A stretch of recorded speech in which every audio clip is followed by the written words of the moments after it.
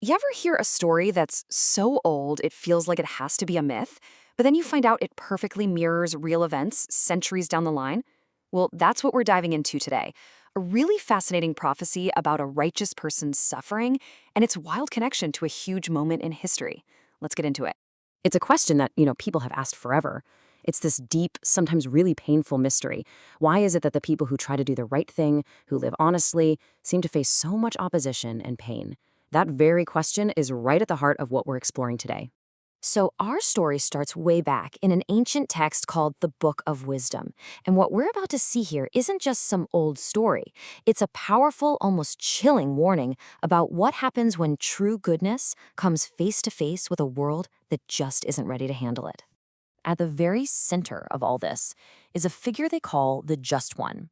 Now, this isn't just, a nice guy. This is someone whose entire way of living is a challenge to how things are normally done. Someone who claims this incredibly close personal connection to God, even calling himself a child of God. And this is where the prophecy gets super specific. The wicked, they don't just dislike the Just One. No, they actively plot against him. Their whole plan is to test him, to see if he's for real. They're going to use insults, even torture, just to see if he'll crack. And their ultimate goal? To tear down the very foundation of who he says he is, his claim to be a child of God. Wow. I mean, this quote right here, this is the ultimate test. It's not just a challenge to the man, it's a taunt aimed directly at God. They're basically saying, all right, if you're really who you claim to be, let's see your God show up and save you. It's a total line in the sand. Okay, now let's fast forward. We're going to jump hundreds of years from the Book of Wisdom all the way to the Gospel of John. And it's right here that this ancient prophecy about a just one getting persecuted, well, it finds its living, breathing counterpart in the person of Jesus. Seeing it side by side like this it's really powerful. On the left, you've got the blueprint from wisdom. A righteous man says he's God's child, and the wicked scheme to test him. And on the right, you've got what happened in the Gospel of John.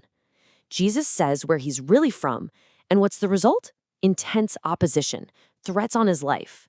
I mean, the parallels are just impossible to ignore. And boom, here is the statement that just lights the fuse. Jesus is not being subtle at all. He's telling everyone right out in public that he's not from here, that he was sent by a much higher authority, and he adds this little jab, saying it's the very one his opponents think they know, but they really don't. This claim right here, this is the prophecy coming to life. So, okay, we've got this ancient prophecy, and we see it fulfilled. What are we supposed to do with that? I mean, how does any of this connect to us, right here and now? Well, that brings us to the season of Lent, and its whole purpose of getting us ready for a really profound mystery. You see, Lent is so much more than just a countdown to Easter. The source material talks about it as this focused time for spiritual prep work.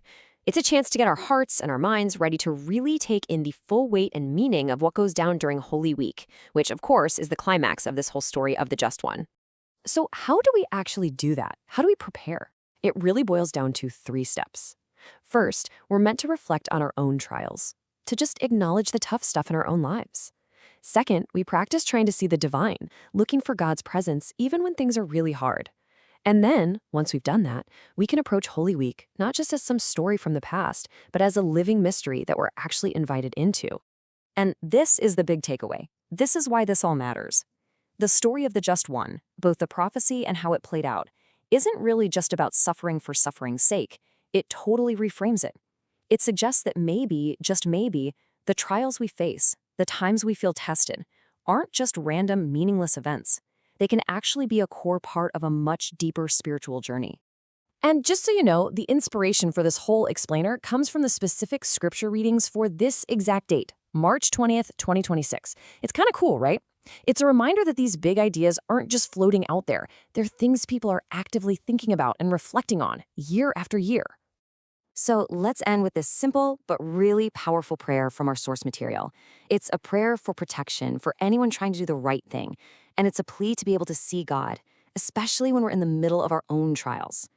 I guess the final thought to leave you with is this. If trials are just part of the journey, how can we get better at looking for God right there in the middle of them?